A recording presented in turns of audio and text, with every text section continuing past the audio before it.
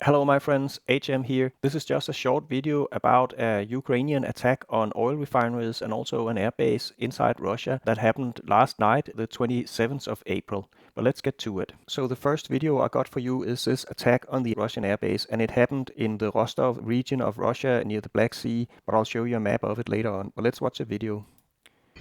So here we can see it. You can hear some airplanes in the background, and we can see there's a lot of destruction and a lot of people cleaning up. What they're doing is that they are moving away all their airplanes to make it difficult for Ukraine to access how much they actually destroyed. That's standard procedure. Get rid of all the airplane from that airbase as fast as possible and clean up as fast as possible, so it's difficult to see for Ukraine what was hit and what wasn't hit, because satellites will be flying over and taking pictures of it, and if they haven't cleaned it up, then Ukraine can get a clear assessment of how effective this attack was. But that's all there is for this attack on this airbase. Let's move on. Okay, so the next video I'll show you is from an attack on one of the oil refineries in Russia. So let's play this one. And what you can see here was, let me actually spool it back. In the beginning here you see one explosion here, and there's already an explosion that has happened over here because we can see it's burning. And you can see it's clearly an oil refinery. You can see these chimneys from the oil refinery, so that's actually quite a good picture I have.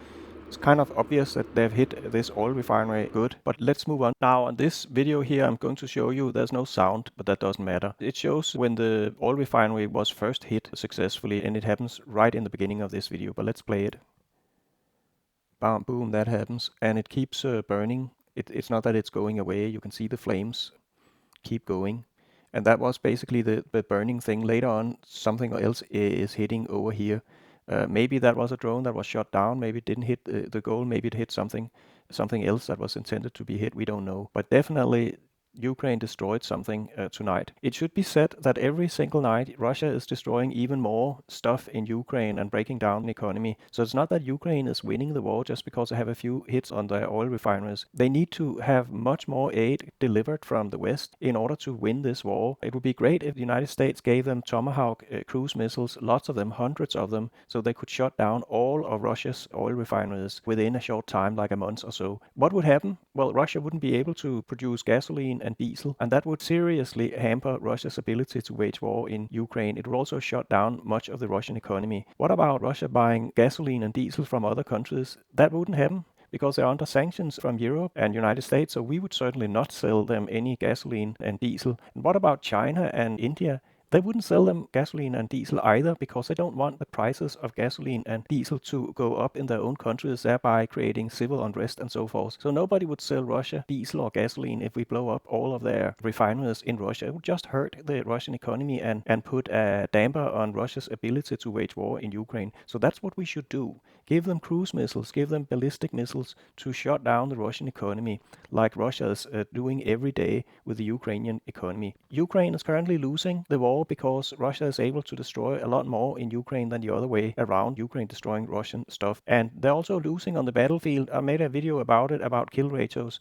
Ukraine has a kill ratio of 2.7, meaning Ukraine actually destroy 2.7 times more equipment than Russia is able to destroy of Ukrainian equipment in the war in Ukraine. But that's not winning for Ukraine, because Russia has a population that's 4.1 times bigger than Ukraine's population, and they have an economy that's at least 7 times bigger than Ukraine's economy. And if you measure it in dollars, it's like 14 times bigger. That means Ukraine has to kill and destroy equipment and soldiers, preferable on a 6-to-1 scale, so 6 times more destruction of Russian equipment and people than the other way around. That would be the kind of loss level that Putin would consider a bad situation, where he would say, okay, if this continues for a year, where Ukraine is killing 6 times as many soldiers, then he would say, okay, we'll have to cut our losses and pull out of this war in order not to bleed out our country of young people. That's what it takes. So currently, Ukraine, unfortunately, I have to say it, they're having some successful strikes here, but that's not winning the war. They're losing the war unless it comes up to a much bigger scale, and we need to wake up here in the United States and Europe and start supplying Ukraine with the weapons that make Ukraine win this war. The objective here is that Ukraine win the war and kick the Russians out of Ukraine.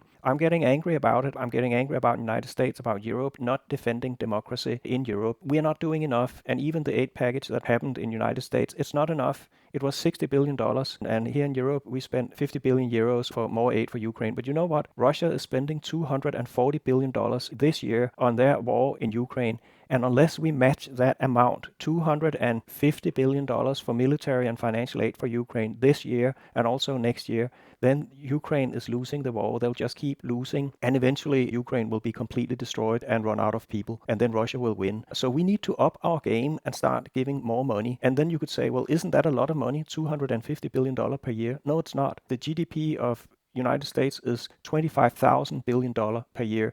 The GDP of Europe is $20,000 per year. So $250 billion for securing democracy and freedom in all of Ukraine and securing that Russia, our biggest enemy, is not rolling over Ukraine, and then they take Ukraine and then they use the resources in Ukraine to roll over the next country. It could be Finland or Poland. You know, we gotta stop Russia while we can, and better stop them in Ukraine than having to fight in Finland and Poland. We gotta wake up. But let's put that aside for a minute and watch a little bit more evidence. Okay, the next video here is from the second refinery that Ukraine hit, so it's another refinery. We can hear that there are anti-aircraft guns firing, and we see one explosion, but we don't see a lot, unfortunately.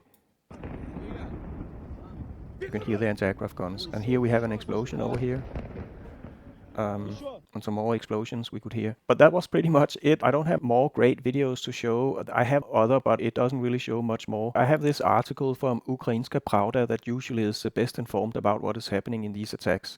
Let me roll down here. It says here, Ukraine's energy ministry cited early reports indicating that strikes were conducted on the Slavyansk East CEO oil refinery, a bitumen factory. That's also a refinery, but it's just for tar sand. Bitumen is the same as this tar sand that Canada have. And you can also make gasoline and diesel from that. So it's also a refinery. And then the Ilsky oil refinery. And we saw the attack here in the videos we just watched from Slavyansk oil refinery and then this Ilsky oil refinery. And then they said several other facilities were also attacked. And then there was this following information from open sources, a military airfield in the town of Kruchkanutska in Krasnodar Kai also caught fire after an attack with drones. I know I'm butchering up these names, I don't know how to pronounce them. I'll show you a map where it all happened. The military airfield and the oil refineries were all located pretty much at the same location. And from Russian Defense Ministry, normally that's full of propaganda, they said they shot down 66 unmanned aerial vehicles over this territory of Krasnodar Krai. Now, if it's true that Ukraine is saying that they were hitting 3 oil refineries and an airbase and also other facilities, and 66 drones in this attack sounds like the number. Maybe it was even more, 80 drones. So it was a massive attack, perhaps the biggest to date that Ukraine has done inside Russia. Let's take a map. Yeah, here it is. Down here, this is where all this stuff is located. And I took a measurement here of it. How long is it from Ukraine?